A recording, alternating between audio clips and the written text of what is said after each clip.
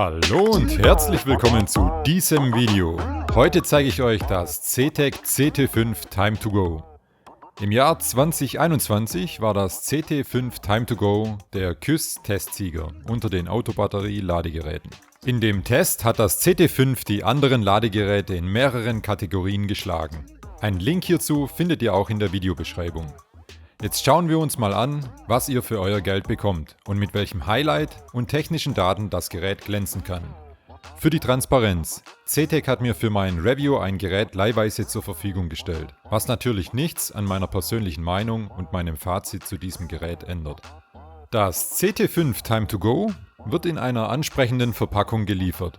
Beim Auspacken könnte man hier auch meinen, es handelt sich um ein Schmuckstück, wenn man sich das hier so anschaut. Wer also noch ein ansprechendes Geschenk für einen Autoliebhaber oder eine Autoliebhaberin sucht, ist damit sicher gut beraten.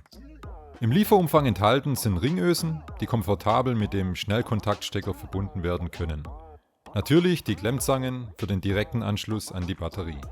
Und eine mehrsprachige, kurze Bedienungsanleitung. In der Bedienungsanleitung findet ihr in Kurzform alle wichtigen Infos. Also steht wirklich alles drin, was ihr zum schnellen Anschließen benötigt.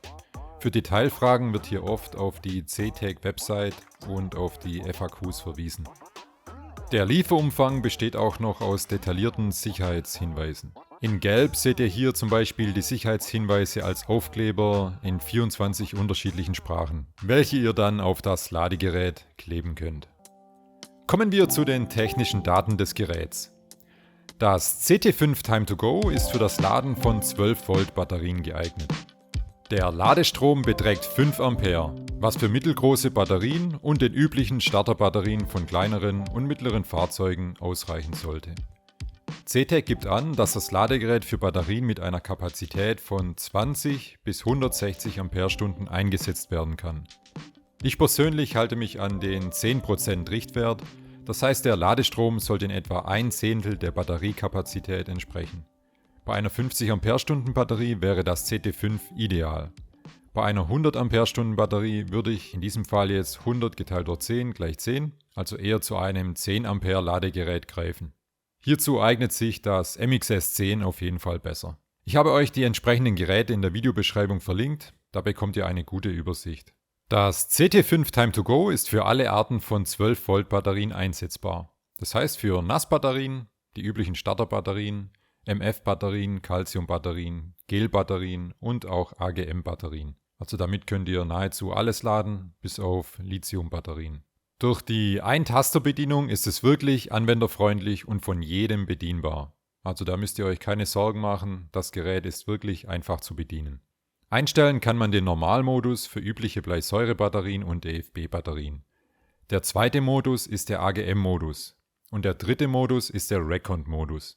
Wenn ihr mehr zum Recon-Modus wissen wollt, schreibt es gerne in die Kommentare, dann mache ich hierzu ein extra Video, um den Rahmen hier nicht zu sprengen.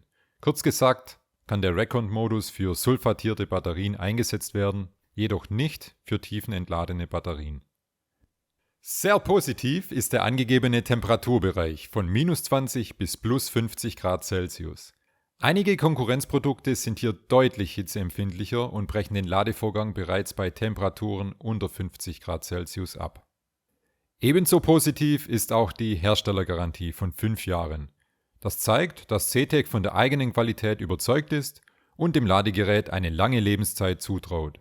Aus meiner Sicht sind lange Garantiezeiten immer ein sehr guter Richtwert und ein gutes Zeichen, was die Produktqualität angeht. Bevor wir auf das Highlight und mein Fazit kommen, möchte ich euch noch das mitgelieferte Zubehör im Detail aufzeigen. Die Klemmzangen sind sehr gut verarbeitet und liegen perfekt in der Hand, wie man es von CTEK gewohnt ist. Der Öffnungswinkel ist aus meiner Sicht etwas zu klein, was in der Regel kein Problem darstellt. Jedoch sind in manchen Fahrzeugen die anderen Stromabnehmer so an den Batteriepolen montiert, dass man größere Klemmzangen bzw. einen größeren Öffnungswinkel der Klemmzangen zu schätzen weiß. Aber in den meisten Fällen ist das auch kein Problem. Die Kabel sind mit einer Zugsicherung sauber an den Klemmzangen montiert, also auch hier eine Tip-Top-Verarbeitung. Wer seinen Oldtimer oder Camper überwintern möchte, kann auch mit den Ringösen arbeiten. Damit lässt sich eine sichere und dauerhafte Verbindung mit der Batterie herstellen. Diese eignen sich auch ideal für Batterien, die schwer zugänglich sind, wie zum Beispiel in Wohnmobilen. Einmal die Ringösen an der Batterie montieren, die Leitungen mit dem Komfortstecker gut zugänglich verlegen und zukünftig nur noch kurz über den Komfortstecker das Ladegerät anschließen und die Batterie aufladen. Also einfacher geht's nicht. Der Komfortstecker lässt sich einfach und sicher zusammenstecken. Der große Vorteil daran ist, dass man auch sehr gut weiteres Zubehör wie zum Beispiel ein Verlängerungskabel anstecken kann. CTEK bietet hier ein wirklich großes Sortiment an. Ich habe es euch auch mal in der Videobeschreibung verlinkt. Apropos Verlängerungskabel. Wie lange sind eigentlich die Leitungen des Ladegeräts? Das habe ich mal für euch ausgemessen. Vom Ladegerät bis zum Komfortstecker sind es ca. 1,5 Meter. Mit den angeschlossenen Klemmzangen kommt man auf etwa 1,50 Meter.